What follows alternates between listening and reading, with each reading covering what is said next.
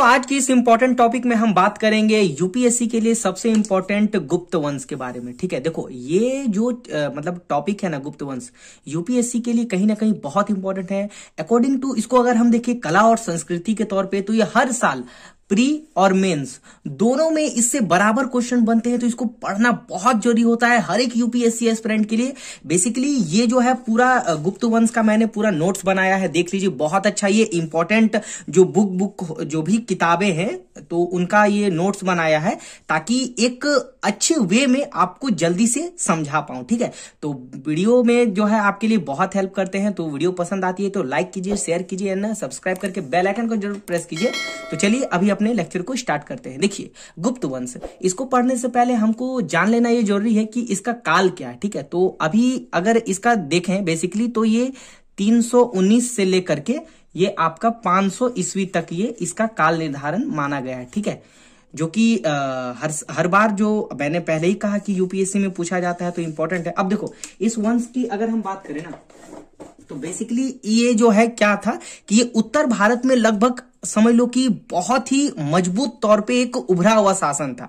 आप यहां पर देख सकते हैं राजनीतिक सत्ता स्थापित जो है उत्तर भारत में बहुत अच्छा इस वंश ने अपने आप को किया। ठीक है, और अगर इसको बात करें तो इस वंश को क्या कहा जाता है, क्लासिक युग कहा जाता है। क्लासिक युग कहने से हमारा तात्पर्य है कि इस वंश ने जो है कला और साहित्य के क्षेत्र में बहुत महत्वपूर्ण काम किया। यानी एक होता है ना कि जो भी एक कला और संस्कृति हो गया, चूंकि यूपीएससी का टॉपिक भी है कला संस्कृति, तो वो उसके लिए भी इंपॉर्टेंट टॉपिक हो जाता है। ठीक है, तो ये कला और संस्कृति के तौर पे तो काम ही किया, साथ ही साथ इसको जो है स्वर्ण युग कहा गया। ठीक है, अब स्वर्ण युग जो गुप्त वंश को कहा गया है, तो ये देखो विभिन्न जो हमारे जो इतिहासकार थे, जैसे कि एक महत्वपूर्ण इतिहासकार थे के.एम. मुंशी, आप याद रखिएगा, इन्होंने जो है ये क्या थे, एक राष्ट्रवादी इतिहासकार थे। इन्होंने ही जो है गुप्त काल को जो है एक स्वर्ण युग कहा, क्योंकि आपको ऐसे पता ही होगा कि गुप्त वंश में जो है सर्वाधिक सोने के भी सिक्के जारी हुए थे, है ना।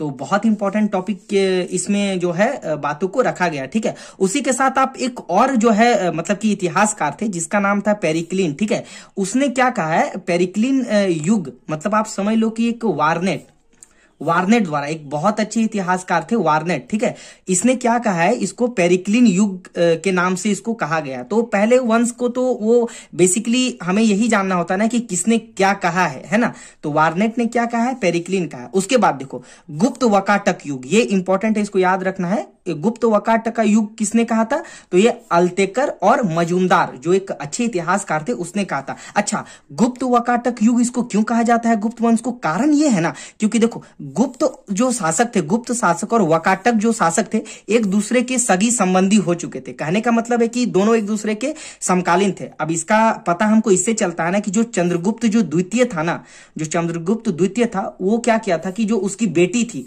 प्रभावती गुप्ता, वो जो है वकाटका का जो शासक है यानी रुद्रसेन के साथ जो है अपनी जो है बेटी का शादी कर दिया था। ठीक है, तो इसी के साथ थोड़ा सा वो समकालीन भी हो गया और एक दूसरे से वो मिल भी गया। ठीक है, और इसका फायदा भी आगे चल के दिखा। फायदा क्या दिखा, चलिए नेक्स्ट पेज में हम देखते हैं। देखिए इसका बेनिफिट जो दिखा जो चंद्रगुप्त द्वितीय को, वो क्या दिखा, देखो चंद्रगुप्त द्वितीय ने जो है वकाटक के साथ जब भाई विवाह हो गया तो एक समझ लो कि रिश्तेदारी संबंध हो गया, तो दोनों ने जो मिल करके क्या किया, शकों को जो है पराजित कर दिया। अब शक को जो चंद्रगुप्त द्वितीय ने पराजित किया, तो इसी कारण चंद्रगुप्त द्वितीय को क्या मतलब कि उसे किस नाम से जाने लगा, तो सकारी नाम से जाने लगा। ठीक है, तो ये प्रीलिम्स के लिए इंपॉर्टेंट है, इसको ध्यान रखेगा, है ना।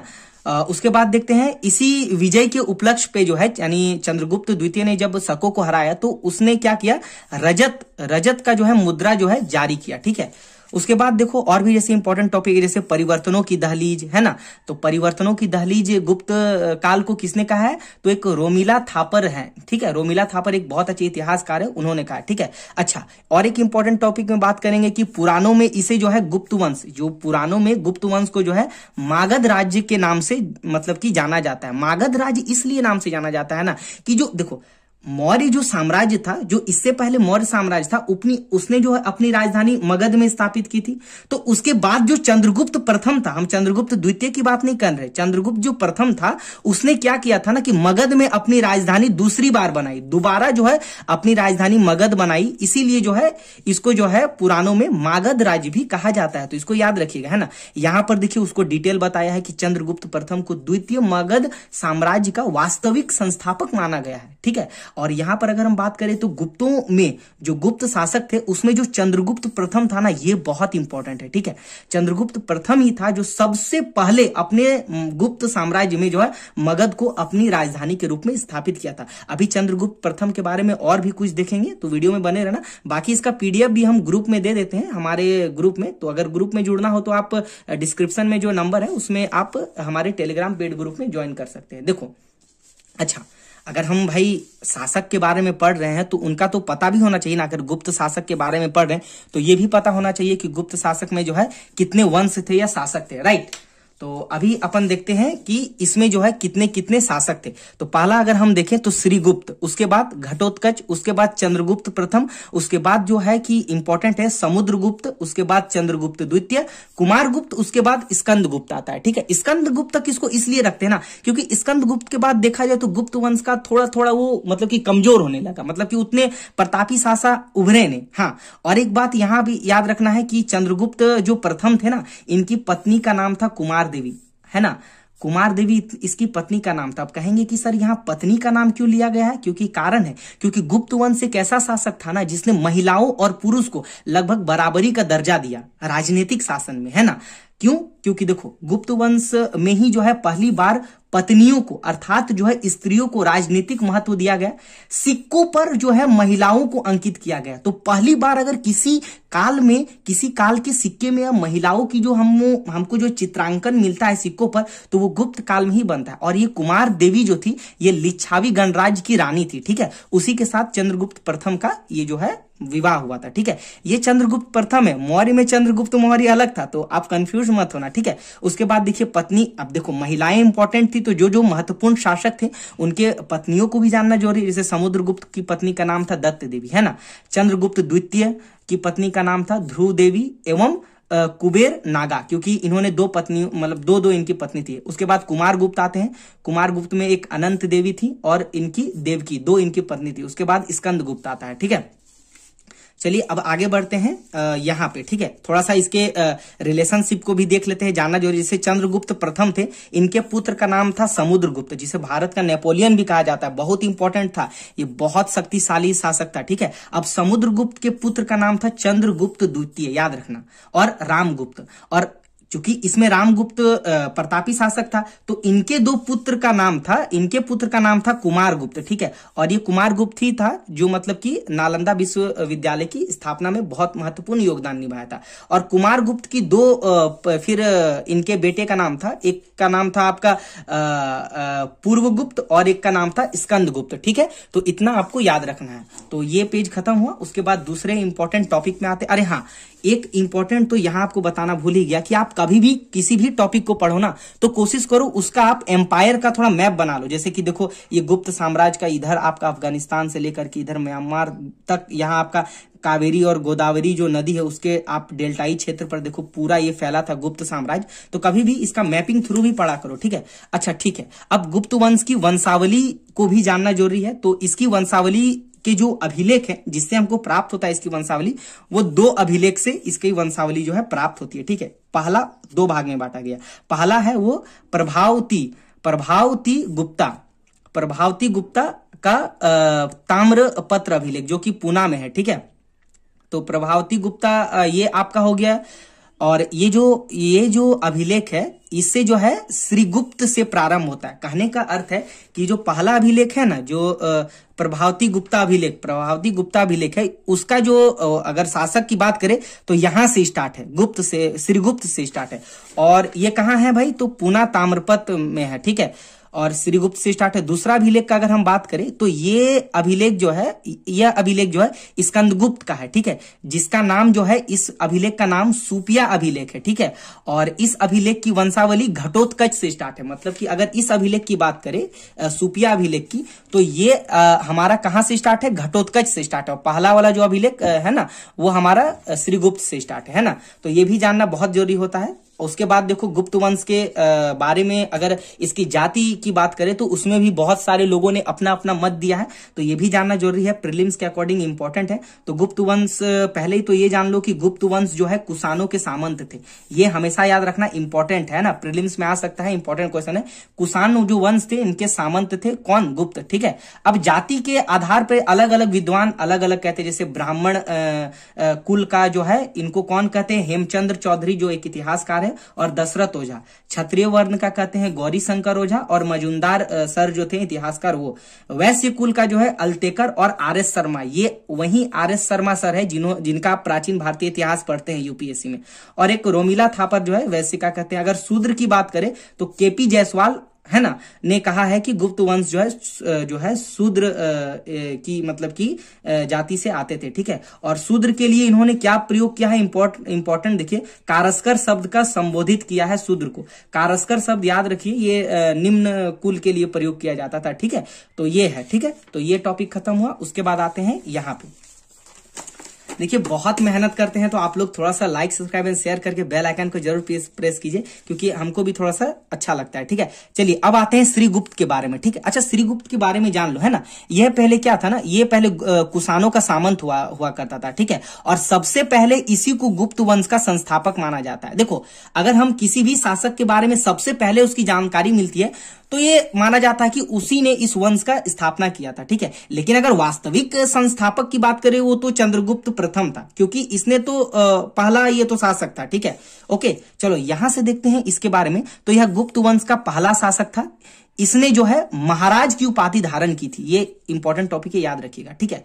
अच्छा, और इंपॉर्टेंट टॉपिक में बात करेंगे इसका, तो एक विदेशी इतिहासकार है इत्सिंग करके, ठीक है।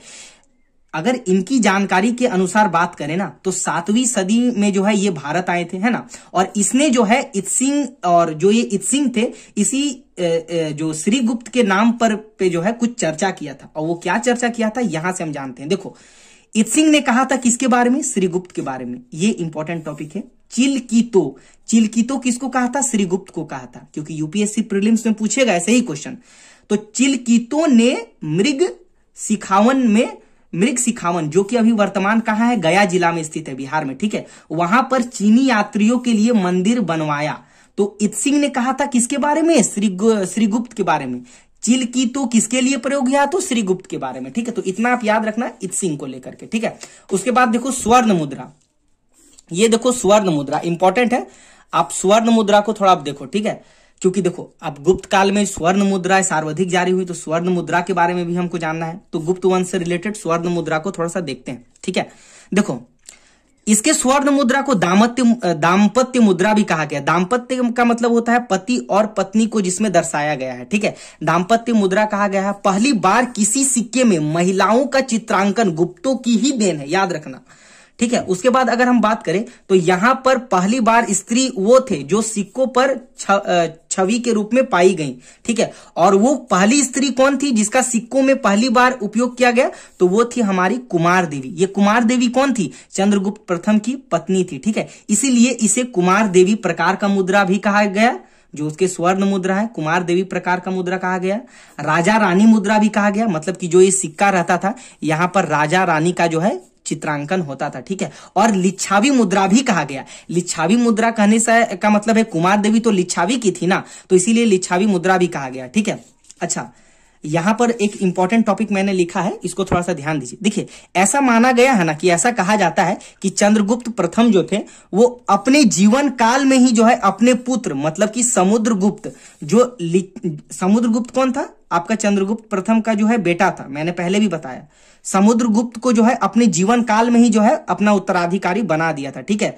और समुद्रगुप्त को जो है लिच्छावी दोहित्र भी कहा जाता था, समुद्रगुप्त को, याद रखना, है ना। ओके। और यहां से देखो, लेकिन एक जो इतिहासकार थे, इंपॉर्टेंट थे, फादर हैरेस के अनुसार जो है ये कहा गया है कि नहीं, जो समुद्रगुप्त था और उसका जो एक भाई था कांच, दोनों के बीच उत्तराधिकारी को लेकर के झगड़ा हुआ था, मतलब कि थोड़ा सा संघर्ष या युद्ध हुआ था। तो सबका अपना अपना मत है, दोनों इंपॉर्टेंट मत था, मैंने रख दिया, ठीक है। चलिए उसके बाद नेक्स्ट आते हैं चंद्रगुप्त प्रथम, जो कि बहुत इंपॉर्टेंट है आप सभी के लिए। चंद्रगुप्त प्रथम, ठीक है। देखो चंद्रगुप्त प्रथम का काल याद रखो, 319 से लेकर के 355, ठीक है, ईस्वी याद रखो। अब देखो, पहले मैंने बताया है कि इसे कारस्कर भी कहा गया था, जो कि केपी जो एक जायसवाल थे उन्होंने कहा था, ठीक है। अच्छा, 319 ईस्वी को गुप्त संवत कहा गया है, मतलब जब से ये इनका जो शासन स्टार्ट हुआ या इनका जो प्रारंभ हुआ, उसी दिन से जो है गुप्त संवत की भी स्थापना की गई। इंपॉर्टेंट है, प्रीलिम्स में ये क्वेश्चन आएगा, है ना। इस वंश का पहला अभिलेख जो है कहां मिलता है? इस वंश का जो है पहला अभिलेख, मतलब कि चंद्रगुप्त द्वितीय का पहला अभिलेख जो है मथुरा में पाया गया है, ठीक है। अच्छा, थोड़ा सा इसका हम बात करेंगे चंद्रगुप्त प्रथम के बारे में। देखो, इसको इस वंश का जो है वास्तविक संस्थापक माना गया, यानी संस्थापक तो ऐसे कि मान के चलो श्रीगुप्त को कहा गया, क्योंकि भाई वो उसका नाम पहले आता है, लेकिन अगर मजबूती की प्रदान करे कि अपने एम्पायर को कैसे पकड़ करके दूर दूर तक फैलाया और उसको मजबूत किया, तो उसमें सबसे इंपॉर्टेंट चंद्रगुप्त प्रथम का है, इसीलिए इसे प्रथम वास्तविक संस्थापक माना जाता है गुप्त वंश का, ठीक है। क्योंकि इसने इस वंश को बहुत मजबूती प्रदान की, है ना, राजनीतिक सीमा को जो है इन्होंने बढ़ाया। अब देखो, प्रयाग से लेकर के साकेत तक जो है इसने अपना सीमा का विस्तार जो है कर लिया था चंद्रगुप्त प्रथम ने, है ना। राजधानी जो है इसका जो है बनाया, मगध बनाया, जो कि मौर्य काल में भी जो मगध था, है ना। विवाह इसका पहले ही बता दिया है, कुमार देवी के साथ, जो लिच्छावी गणराज्य की राजधानी मतलब रानी थी, उसके साथ हुआ था। उसके बाद यहां आते हैं, इंपॉर्टेंट टॉपिक लिखा है, यह ऐसा पहला शासक था जो गुप्त वंश में स्वर्ण अर्थात सोने के सिक्के सबसे पहले जारी। गुप्त वंश में भी अगर पूछेगा पहले सबसे पहले स्वर्ण मुद्राएं, तो चंद्रगुप्त प्रथम ने ही जारी किया था। अच्छा, इसने महाधीराज की जो है उपाधि भी धारण की। याद रखना, महाधीराज की उपाधि किसने धारण की थी? तो चंद्रगुप्त प्रथम ने धारी की थी, ने जो है लिया था। और ये अपने आप को स्वतंत्र शासक भी बना लिया था, मतलब कि अच्छा एक जो किसी के अधीन न कार्य करे, ठीक है। चलिए उसके बाद और एक बहुत इंपॉर्टेंट टॉपिक है समुद्रगुप्त, ठीक है। क्योंकि देखिए, इसको भी कोशिश कर रहे हैं कि पार्ट बाय पार्ट आपके लिए लेकर के आया करें। समुद्रगुप्त को अभी हम देखते हैं, ठीक है। तो समुद्रगुप्त को करने से पहले इनकी उपाधियों को थोड़ा देख लेते हैं, जो कि इंपॉर्टेंट है। देखो, इसे जो है भारत का नेपोलियन कहा गया है। अच्छा, भारत का नेपोलियन इसको कौन कहा था? तो स्मिथ के द्वारा इसको भारत का नेपोलियन कहा गया, पहला। दूसरा, कविराज इसको कहा जाता था, क्योंकि ये म्यूजिक का, क्लासिकल का बहुत अच्छा जो है मन पसंदीदा साधक था। वीणा बजाते हुए भी इसको जो है देखा गया है अपने सिक्कों में, याद रखना। परम भट्टारक इस समुद्रगुप्त को ही जो है उपाधि दिया गया है। और एक पृथ्वी व्याप्ति प्रतिरथ, पृथ्वी पृथ व्याप्रतिरथ, है ना। थोड़ा सा संस्कृत वर्ड है, क्योंकि पता ही था कि गुप्त काल में संस्कृत का ज्यादा वर्ड इस्तेमाल होता था। तो पृथ व्याप्रतिरथ जो है, जो इसका अर्थ होता था कि पृथ्वी पर जिसका कोई भी शत्रु ना हो। अब देखो, कोई भी शत्रु ना हो, इसका मतलब है कि इसका शासन जो है बहुत मजबूत हुआ करता था, तभी ना इसका कोई भी शत्रु नहीं था। तो इसीलिए इसको जो है पृथ्व्या प्रतिरथ कहा जाता था, ठीक है। राजनीतिक उपलब्धियां जो है इनका मजबूत था। 5वां नंबर में धर्म प्राचीर बद्ध भी, अर्थात धरनीबद्ध भी इसको कहा जाता था। 6ठा नंबर में लिच्छावी विद्रोहित्र, है ना। लिच्छावी विद्रोहित्र, जो कि लिच्छावी की ये राजा की जो रानी थी उसका बेटा था, ठीक है। अब चलो इसका इतिहास, इनके इतिहास के आधार थोड़ा सा जान लेते हैं, ठीक है। ओके, तो अगर इसका इतिहास का आधार को हम जाने, तो यहां पर आप देखिए 2 चीज मिलता है, एक एरन अभिलेख मिलता है और एक प्रयाग प्रशस्ति अभिलेख मिलता है, जो जिसमें इंपॉर्टेंट सबसे मतलब बहुत इंपॉर्टेंट आपका प्रयाग प्रशस्ति अभिलेख। इसमें तो सती प्रथा का कुछ उल्लेख हमको भी मिलता है, याद रखना, लेकिन इसमें बहुत सारा कुछ मिलता है। जैसे इसमें समुद्रगुप्त की आत्मकथा, दर्पण, जीवनी और यहां तक कि समुद्रगुप्त के बारे में बृहत जानकारी जो है इसी से प्राप्त होती है, ठीक है। उसके बाद देखो, इसमें कुल 33 पंक्ति है इस अभिलेख में, ठीक है। वर्तमान में ये प्रयागराज में स्थित है। अच्छा, जान लो, ये इंपॉर्टेंट है।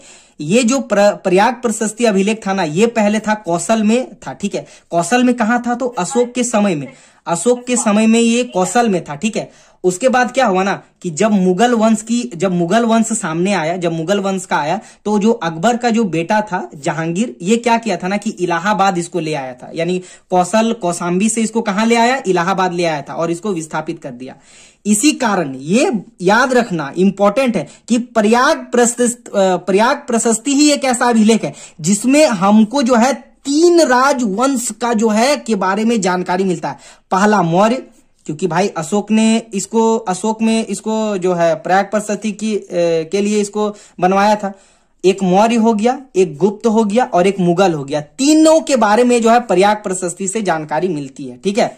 अच्छा, एक बात याद रखना यहां से भी कि यह अभिलेख जो है, मतलब जो प्रयाग प्रशस्ति अभिलेख है, ये जो है महादंड नायक कौन था, तिलक भट्ट था। ये तिलक भट्ट कौन था भाई, तिलक भट्ट का जो औहदा था ये महादंड नायक का था। और ये किसके दरबार में था, ये समुद्रगुप्त के ही दरबार में था, ठीक है। और समुद्रगुप्त के जो दरबार में था तो इसी ने जो है प्रयाग प्रशस्ति में समुद्रगुप्त के बारे में लिखवाने का काम किया। कौन था, तो तिलक भट्ट था। अच्छा, उसको लिखा कौन था, प्रयाग जो समुद्रगुप्त के बारे में लिखा कौन था, तो इसको लिखा था हरिसेन ने लिखा था। किसने लिखा था, हरिसेन ने लिखा था।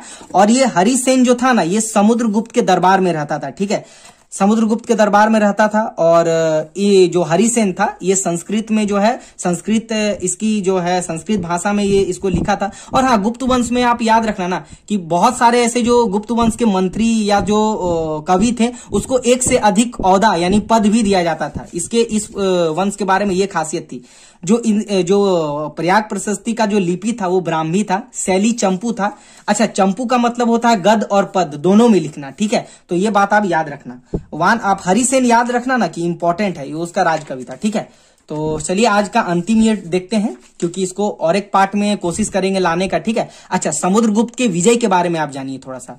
इसका जो है 5 मुख्य विजय है, ठीक है। पहला है आर्यवर्त का प्रथम विजय, आर्यवर्त का द्वितीय विजय, दक्षिणापथ का विजय बहुत इंपॉर्टेंट है, दक्षिण तक कावेरी नदी के डेल्टा तक पहुंचा दिया था।